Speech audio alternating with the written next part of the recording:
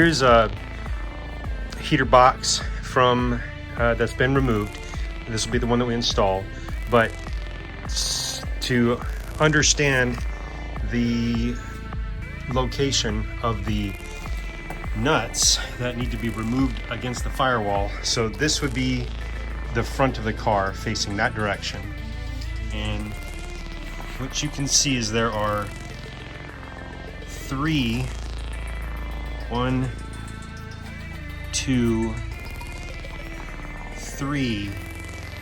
bolts that go through the firewall and have a nut on the other side, a 10mm nut. So that's what we got to do now, is remove those three 10mm nuts so that the heater box can be pulled off the firewall on the inside of the car. We've already got the AC dryer disconnected from the accumulator on the one that's still in the car, and we already removed the heater core hoses. Okay, so that's all we have left in the engine compartment, is those three nuts there. So where are those located? If we look in the car, the dryer disconnected, and I don't know if we're gonna be able to see it from here. I might have to go underneath you. You can see from above there is one of those 10mm nuts is right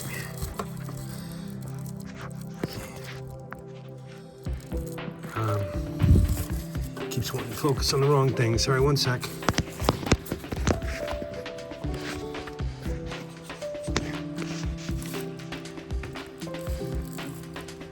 There. That little 10mm nut. That's pretty much right behind the heat shield of the exhaust manifold. And that one right there, okay? And I'll go underneath so you can see the other two, unless I might be able to see it from this side. You actually can see it just a bit. Okay. That one right there, that's another 10mm nut, and it is below the heater core hoses, as you can see right there. That's number two. The third one, which was hard to see from above, under the AC dryer, is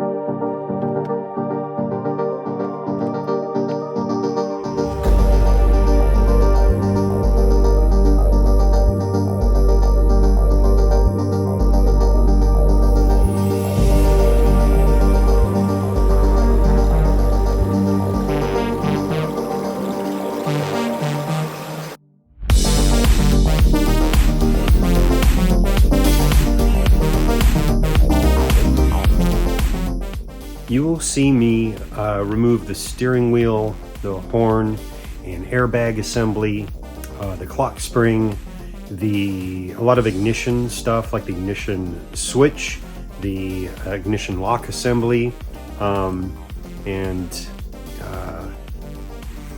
disconnecting the gear shift cable from the ignition switch as well, or the ignition lock assembly. None of that is necessarily needed. If all you are doing is the heater core and the AC evaporator You don't need to do all of those things. You can keep the steering wheel and everything in the column assembly intact, with the exception of you do need to remove the C-clip and the pinch bolt that secure the column to the lower shaft. That does need to happen because that will prevent you from tipping the dashboard forward or removing it fully from the PT if you choose to. So why is all that stuff in there?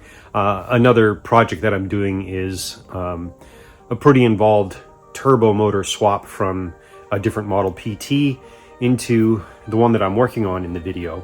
And that's part of what I have to do for that process because of some wiring differences that I needed to swap over from the turbo car, which involve swapping in the dash from the donor car, and there's different airbag wiring in the two different dashes and in the instrument cluster as well. So there's a lot I'm doing that isn't necessarily part of this procedure, but I included the footage in there for what I did, just as an additional take on some videos I've already done for those procedures.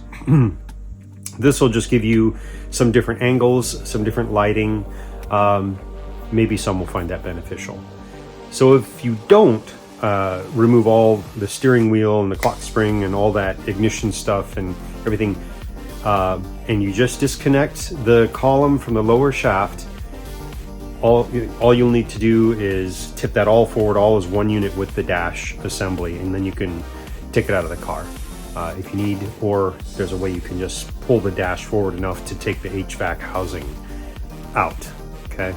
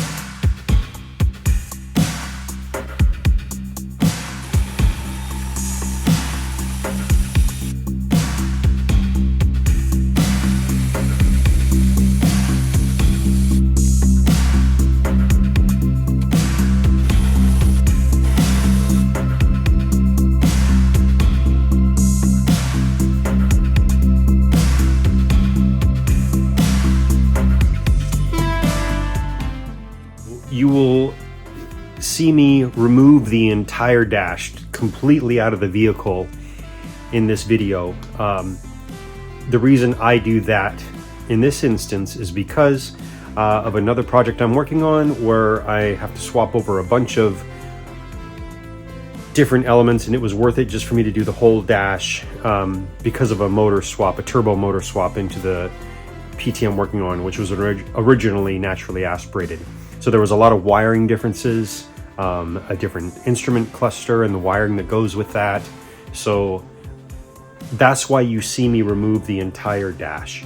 Now, I've done a heater core and AC evaporator swap in the past without removing the dash from the car.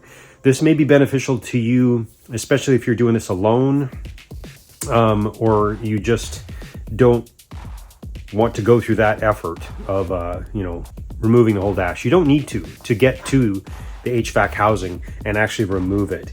If you get everything disconnected like we do in the video, you can tip the dash forward and down and kind of scoot it away from the firewall to give you enough room to pull the HVAC housing out. It's not easy, and you may spill a little bit of fluid doing that because of the way you have to tip it to pull it out. So I would put towels down, work towels down, beneath the HVAC housing. If you do that, if you don't want to pull the whole dash from the car, which honestly I wouldn't have either if it wasn't for the fact that I had to swap my entire dash assembly because of the project that I'm doing on the PT.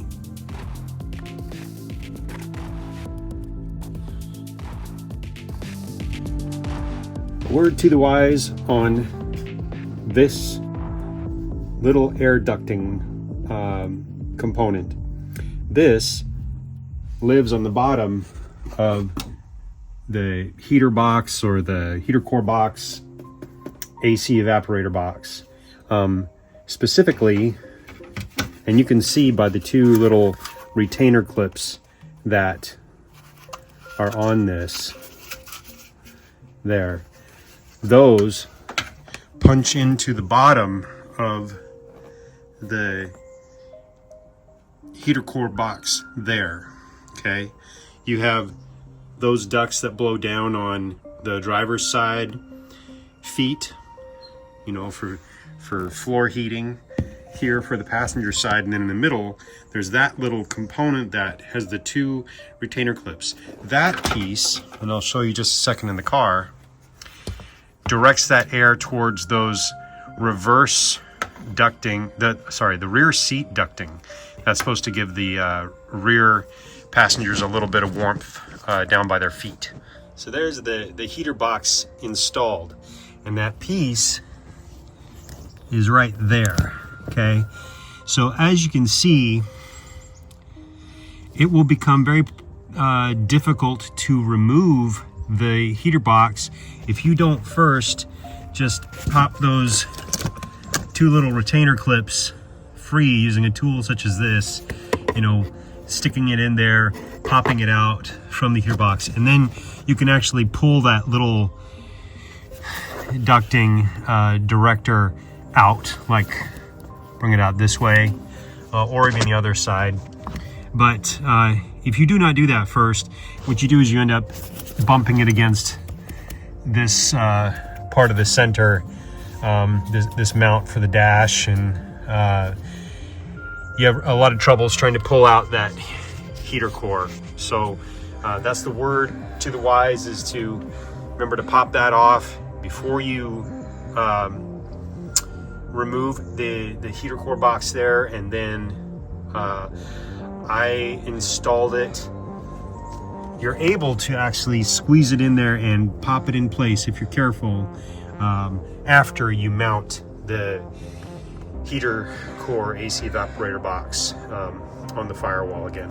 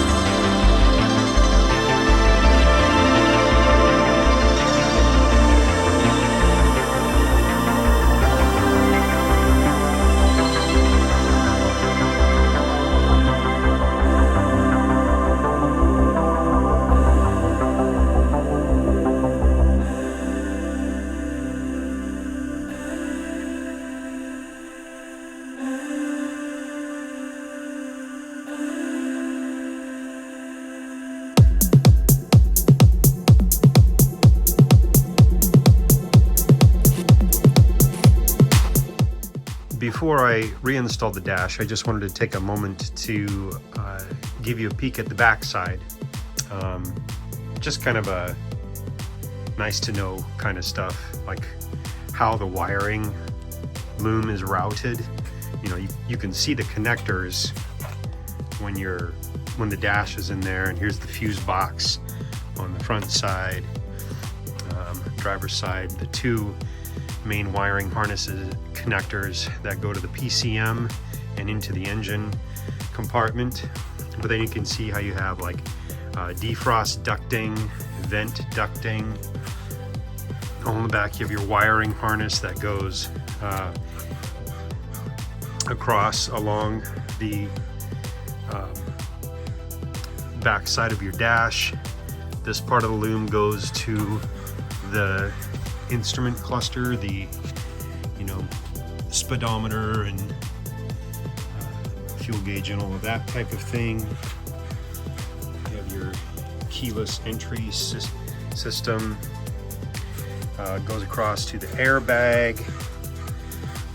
And of course you have stereo wiring going through here, blower motor, more ducting to defrost vents. These are the two main spots where it'll meet up with the heater box for distributing the air all throughout. I thought it was also kind of neat to actually see all the grounding spots that you've got on the dash. There's a few more right there. The antenna wire goes out to the fender. What's also pretty neat to see is that you basically have a big pipe, big steel pipe on the back side of the dash that everything is kind of secured and welded and mounted to.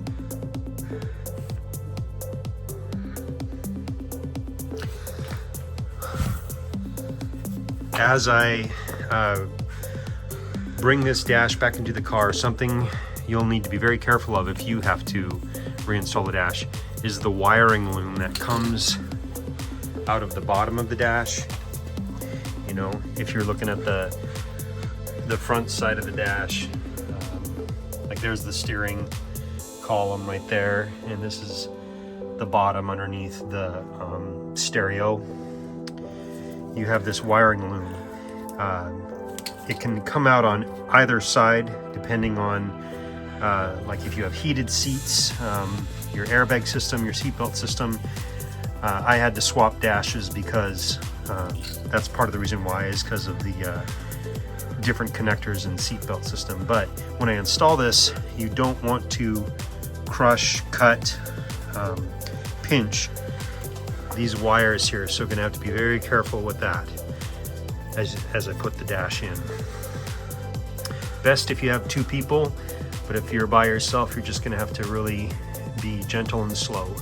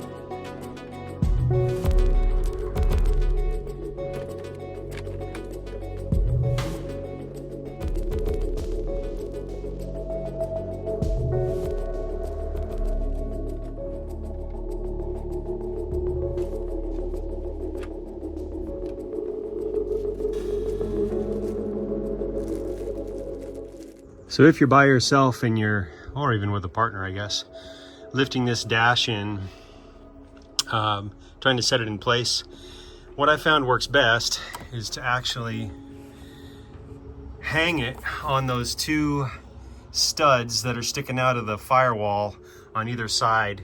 You know, you have the vent here, and then back in there there's a stud, that copper one you see back there. And there's one on either side, and you can hang the dash there. The next thing I would do is down on the bottom, you can see where I'm at, put in a bolt on the bottom of the two. Okay, put a bolt in there, just to hand tighten it, leave some of it not threaded in, so that you can actually tilt the dash forward. Okay, because what we're gonna do is access things behind the dash, and these two bottom bolts down here at the bottom, if you have just those two in, they act as kind of a nice pivot to allow you to do that. Okay, so hang it on the studs sticking out, put these bolts in at the bottom, and then you can rock it forward carefully and get things connected and routed and everything, so you got like the cables and stuff coming through here that need to. And once again, a reminder, be very careful of these wires down here at the bottom. You don't want them to get pinched, crimped, cut, anything like that. You can see right now I have a retaining little thing I can plug in. There we go. There's for that one.